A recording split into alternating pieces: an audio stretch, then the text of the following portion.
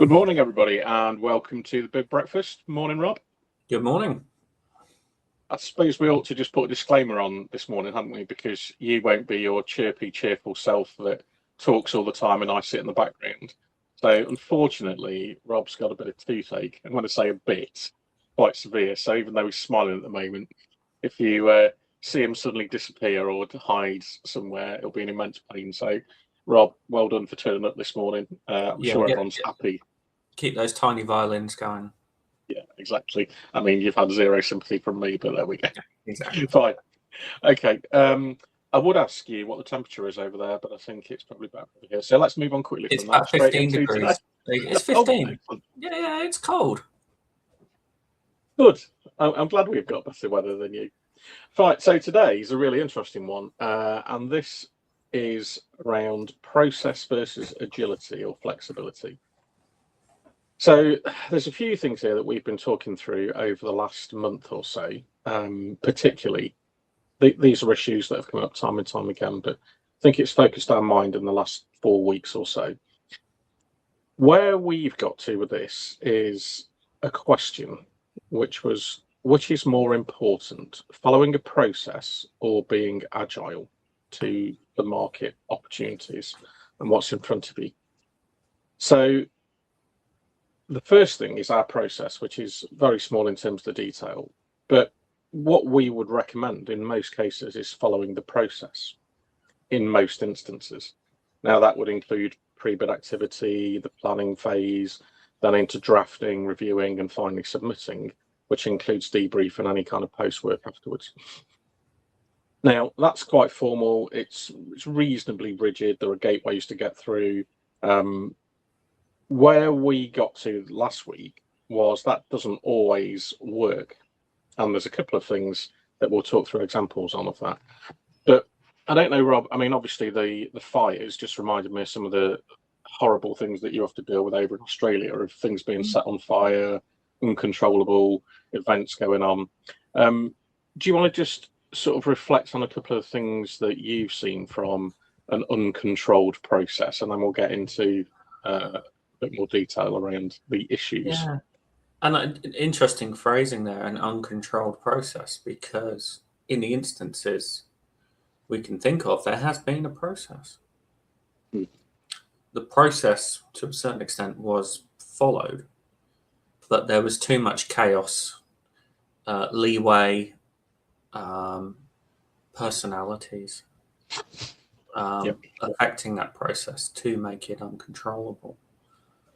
And in some cases, it can lead to a better bid, even with the fire and the off-piste elements. Yeah. But it does end up being very stressful and not healthy for people. And it could have been better without the fire if the process had been followed properly in the first place. Yeah. So, I mean, you have to have a process. I'm very much one for process, but people have to understand what that process is, which is a really important point. Not everyone understands that because not everyone lives and breathes bids every day. So that's a really important point. So people have to understand the process. It has to be signed off and have buy-in from the top level. If a chief executive is going to be signing off on a bid, they should understand and potentially have a part in making that process what it is, depending on the size of the organization. You can't be involved without understanding it. And we've come across many instances where I would say director level people in organizations of all sizes just run roughshod over the process because, well, they can. It's their business. It's not the right way to do it. And I have said sometimes the fire makes for a better bid. Sometimes the fire, let's get a good metaphor, burns the bid to a crisp. I don't know. It makes it worse because a director doesn't like the style at the last minute and wants a complete rewrite, even though it's purely about style rather than content, for example. So there's lots. I've gone off on various. In fact, I've gone a bit off piece there. Yeah. Come back to you. I think there's a really interesting point about sometimes the fire generates the best information, and that we've certainly had that a few times where the fire really focuses people's minds. And I think that's an interesting point that just made me reflect about some of the people we've worked with, the personality types, how they best react. And I think there's a group or groups of people that do better under pressure with short timescales and the world's collapsing around them. And there's certainly half a dozen people that I can think of that if we were just having a gentle conversation like this, we wouldn't be getting all of the sort of bid gold that we get when the pressure's on and there's 24 hours to go. Now, I think we both would try and avoid a situation where anything's happening in the last 24 hours of a bid. It should be submitted and everyone should be getting on to sort of debrief and reflecting and recovering, really, or the next bid, depending on how many bids are on. So I think there's definitely something about understanding the people and the personalities within the bid team, whether that's the bid manager, the bid writer, SRO, SMEs, whoever it might be, is understanding how they best work. And it might be that there's a mini fire to be had with one or two people in a corner somewhere, but that doesn't derail and, as you said, burn the bid to a crisp. I think the other thing is those off-piste people, if they are too dominant in the process and have too much power, they take the bid in a really odd direction that, and I can think of a couple of instances of this when we've got to second review, the bid then doesn't answer the question. So then it's got to be redone and go back to the original plan. Now, again, I think there's a group of people who sit in that off-piste group that are very good innovators and thinking outside the box. And quite often you will get a bit of left field thinking, oh, we could do this slightly differently. What if we do this? But again, I think it comes back to that has to be done in a controlled space where it doesn't affect everything else. So, most bids, innovation's a small component because you have to deliver the spec as it's been written.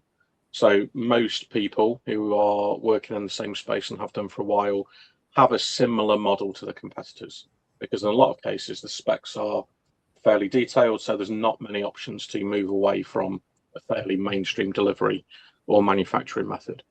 So I think what's coming out of this is probably 80-90% of your stakeholders can follow a process which is described at the kickoff meeting with the timelines, roles and responsibilities, everybody's on board.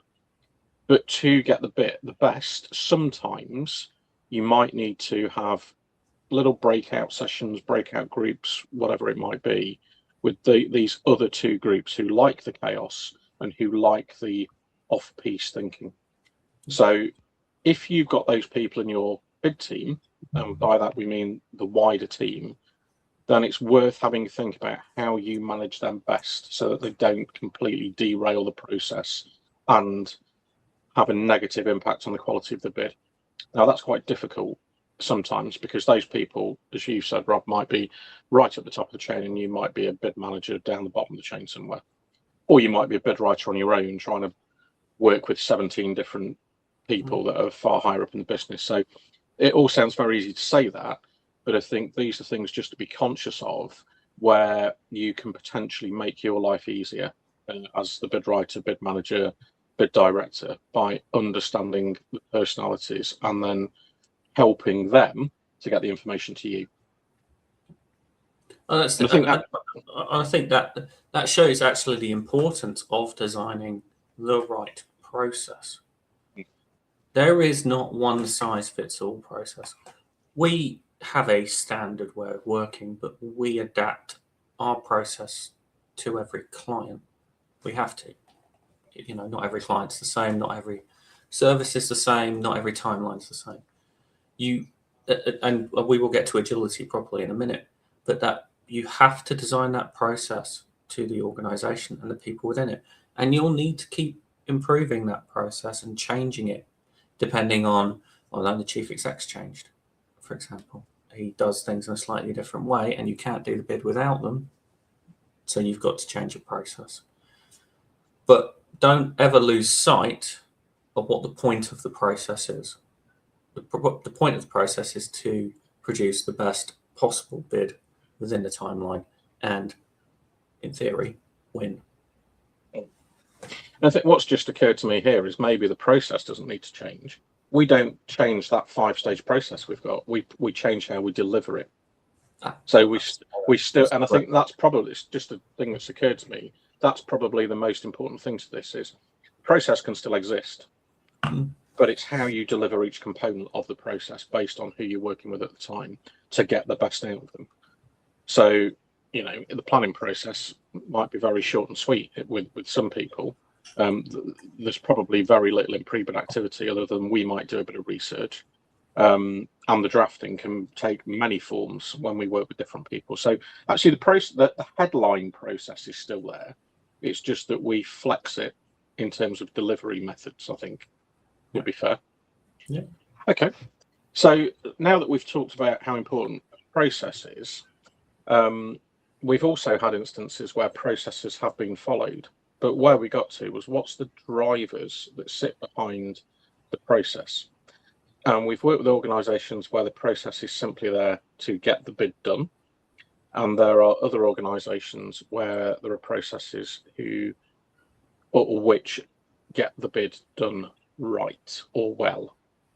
And this is a really interesting reflection, I think, that we had a few weeks ago, where one of the organisations we work with does a lot of bids, and it is literally one to the other, to the other, to the other. And potentially their process is about getting the bid done. And then there are others who bid every so often, who are very selective in what they do and want to win. So their process is about getting the bid right. From a writing point of view, and I put these two pictures up here because it's one of my favourite paintings. As you know, I don't think you knew that, Rob, but there you go. Is it comfortable? Carry on. Right, it's the Hayway. Now the one, and yes, and there was a horrible joke about this, which I did. There was a little cartoon image of this, and I saved you from the bad joke, but yes.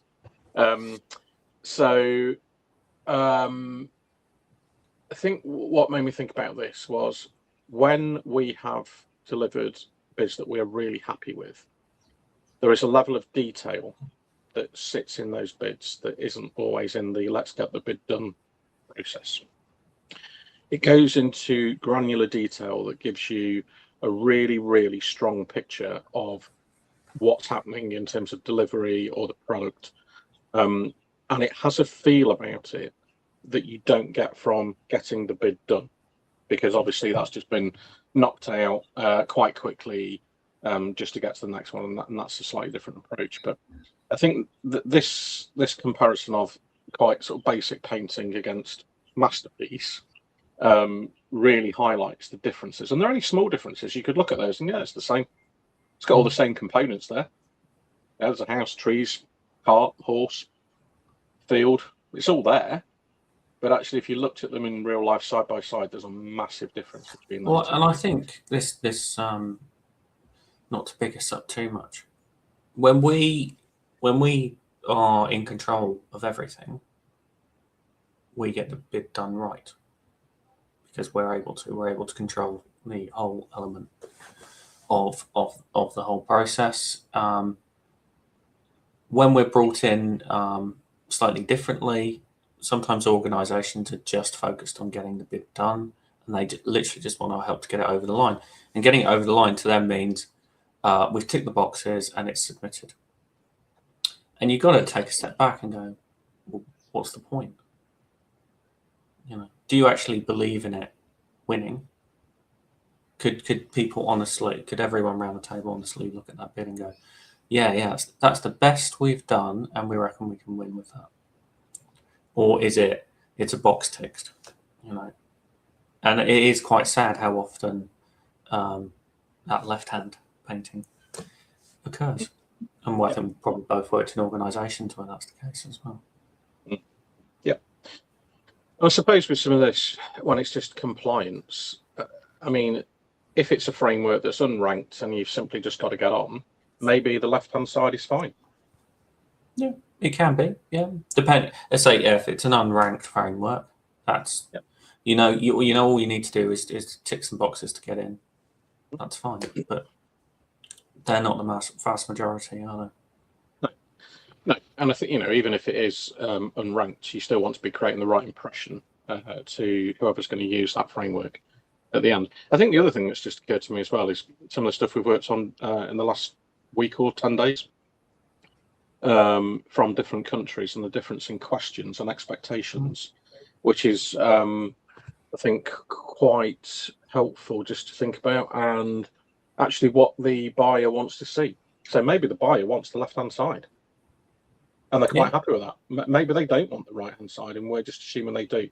But that kind of comes back to having the process again and that pre-bid activity. I think there's always an element of the right-hand side. And in the cases you talked about, the right-hand side is purely the pricing. Yeah. And putting a lot of thought into that because there's still a competitive element to it. It's just all the written component was essentially a box-ticking exercise. You had to be compliant, but then you had to put your thought into the actual pricing. So I think unless it is an unranked framework, I think the right-hand side is always relevant. It just may slightly shift as to what that is. It might be that the presentation is the most important element, for example. Yep. Yeah. And actually that's one of the areas that we often see which has the least amount of focus because everyone's put all the effort into getting the bid written and the pricing done, and then the presentation's an afterthought. Whereas well, it's not treated. Yeah, you say it's not treated the same way. It's almost not treated as a bid. Yeah. Fine. Okay. Let's just have a look at a couple of examples then. So these are both examples that we have come across very recently. So one reasonable size opportunity for the people that we were discussing this with. So they're not a huge business, but they're sort of a little bit bigger than small and somewhere between small and medium. So it's a good size opportunity for them. There's a 6-week bid window, but the next board meeting is in 4 weeks' time. And they've got a great track record of delivery. It's right in the sweet spot for them. It's a great opportunity, but they need to take it to board, which leaves them 2 weeks to write the bid. To have a bid or no bid decision. Now, when you go back to process, this is where that agility element comes in of, do you follow the process and wait for the board meeting and then give yourself 2 weeks to write a bid for something that you've got a very good chance of winning and increasing turnover significantly? Or do you say, well, we'll just get it done and start working on the bid? And actually, in this instance, there was very little in terms of cost for the bid, in terms of time and expense and all the rest of it. So potentially, could you have started to write the bid and then taken it to board and abandoned it if the answer was no bid, rather than leave yourself 2 weeks? And I think, we both had a long talk about this. So I don't know if you've got any thoughts on this one, Rob. Well, not just this one, but when I was a bid manager for some NHS trusts back in the day, and I don't want to go too far on the NHS. I love the NHS, worked for it for many years, but the amount of bids that were not done well enough, or even just dismissed because they did not fall within the board meeting window of decisions. And you look at it and this is madness, absolute madness. Could not, could 3 execs or whatever it is, not just look at it and make a decision. But the bid, well, I think part of this is that the bid process was a complete afterthought for organisations that didn't necessarily need to rely on bids in the past. So the bid process had to fit into their overall corporate process. And I think that's often what happens in these cases. There's no flexibility. That's a failing at the top level to understand what this means. This example, I mean, as you say, the turnover would have increased significantly, potentially life-changing for that organisation and some of those people. So why wouldn't you have some flexibility and agility to deal with it. Yeah. And I think that's the thing, isn't it, of the agility element to this is a process can still be followed, but it might be delivered differently. So do you wait for a board meeting? Do you have an extraordinary board meeting? Do you have a decision that's made by a group of directors that's then taken to board to be approved in the 4 weeks? I would be surprised if in NHS Trust or this organisation, if bids were a mandated element of the board. Actually, maybe it's revenue generator or something, but it's not actually bids. It's never actually been a proper thought in this. But people have looked at the price tag and gone, "Oh, I don't want to make the decision." Yeah, but I think it's there's a word used which was sort of corporate similar that I can't remember now, but I think that's essentially the problem, isn't it? It's the bureaucracy that sits behind larger organisations in some cases, where it's not just the NHS. It could be large councils, it could be other large public sector bodies, or even indeed large private companies that have got multiple layers of authorisation. So there's definitely something in that agility. I think a lot of it comes down to managing risk and people not wanting to hold that risk. Now for this, there's not much risk other than spending a few quid on a bid, because there was still time for it to be no bid with plenty of time to go. So there was no commitment. The bid wasn't going to be submitted, and they were then going to be held to it if they won. So I think this is an interesting one where agility in a process could potentially have had a significant impact on future sustainability for the business. Well, just a quick point on this in general. You might have a board meeting in 4 weeks' time. The other bidders have already decided that they're going to bid for it. So there's that element as well. Yep. Right. So here's another one. So this is an opportunity with a short deadline, local provision, great history of successful delivery, with an innovative solution that probably sets them apart from other bidders and gives them a high chance of winning. But there's no pre-bid work. So the key thing here is short deadlines, and I've just picked this opportunity because it was a short deadline. So this is the kind of thing that we might get thrown onto our desks. We've got 8 days to bid. Can we bid this? We've had many of these conversations. Where would you be thinking with this, Rob, in terms of, so let's jump into, could you write it in 8 days, assuming it's a reasonable size? How would you amend the process? I think with the pluses there, history is successful delivery, innovative solution, local provision, you'd also assume that they probably have some materials to work with because they've done this before. So we would, if we were doing it, if we got the right agreement, we'd take our process, understand what theirs are, mash them together, and we'd probably still do our 6 stages and everything. Probably still manage to get 2 drafts in, but it's literally just planning out quickly. Planning, okay, well, we haven't got a week, it's half a day. And so that's what you were saying earlier is, well, it's the same process, it's just how we deliver it is different. Yeah. And I think the key thing here for me is that no pre-bid work. So there's no relationship with the buyer, even though there is a great set of, track record. There's innovation, there's local provision, there's lots of boxes being ticked. There's no relationship with the buyer. Well, that would be a potential flag, but I think I would look at that. It's particularly that local provision. It's a given they'd have to do delivery successfully and have a good solution, but that local provision mitigates slightly against that no pre-bid work, I think, because they know the area and they're potentially known, even if they haven't done that pre-bid work. Still not a done deal, not even slightly, especially if somebody's in the same boat and has done the pre-bid work. And I think this one comes back to how you can create agility within your process. So as you've said, it sounds like there's probably a lot of previous stuff to work with. There's a solution that's already there. Probably writing it up's the easier part, accepting it's a short timeline. But because there is no pre-bid done, then maybe the agility within this process is a lot of time needs to go into researching the buyer, just so that within those 8 days, Probably needs to go alongside the writing. So exactly, you're doing a first draft to have a compliant bid against the specification. Yep. So I'm doing that, and for example, you're doing all the research to understand everything. Second draft, which is probably only 2 days in, that comes in. So we've already got a compliant bid, and then we're layering in what you've managed to do in tandem.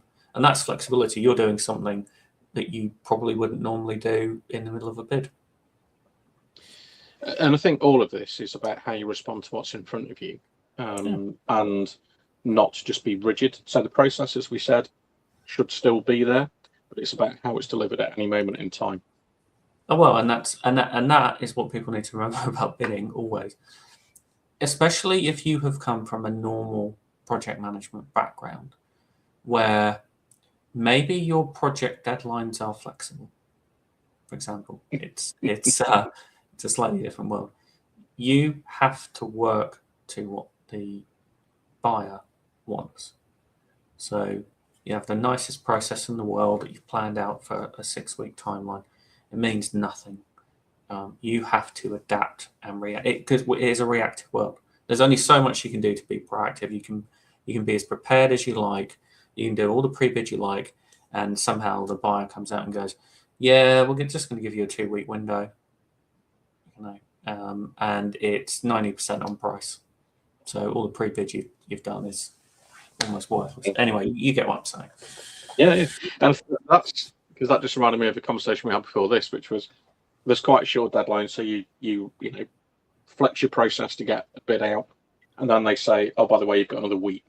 And you think, well, if we'd have had another week, we might have done this slightly differently. But at that point, it's irrelevant. You've got another week then to use as you see fit. So all of this stuff is definitely not one size fits all. The key here is be clear on what your process is, and then make sure it's flexible and adaptable to whatever's in front of you at the time. And speaking of whatever's in front of you at the time, we are on to just a couple of opportunities here. So the first one, which is fairly decent in terms of size, at £100 million there. This is residential and nursing placements, Portsmouth Council. So this is prelim market engagement. So one to prepare for, and at that size, it's probably worth attending. There's a whole series. An 8-year contract. Yes, yeah, absolutely. So there's a whole series of engagement going on there. That looks really interesting. Second was Workforce Technology Systems 2. This is the reopening of a framework. So NHS long-term plan, digital people plan. There's lots of stuff going on around that. We're seeing that in different conversations at the moment. There's different frameworks that are being used to procure a lot of IT systems and training systems as well. Again, that's pretty chunky, 1.2 billion. Again, fairly reasonable time, nearly 7 years on that one. And following the catering theme that seems to have become part of my life at the moment, there's another catering bid out for North Lincolnshire School Group, slightly smaller, but even so quite interesting in terms of delivery. Any observations on those, Rob, or shall we just move on to I'm let you surprised there's still catering tenders coming out. Oh, I thought that window had passed, but they're still popping up all the time. Yep. Yeah, and that was just one of a few that I picked out for today. But also, sorry, just on that, that's the first one I think I've seen where it's a proper framework. It's usually just the school groups procuring a whole, you just a single supply, but that's an actual framework. So. Yep. So next session should be the 18th of June. We will, however, be delivering our training day for those people that are interested. There is still a space left, so if anybody is interested, please drop us a message. It will be starting at 10 o'clock on the 18th.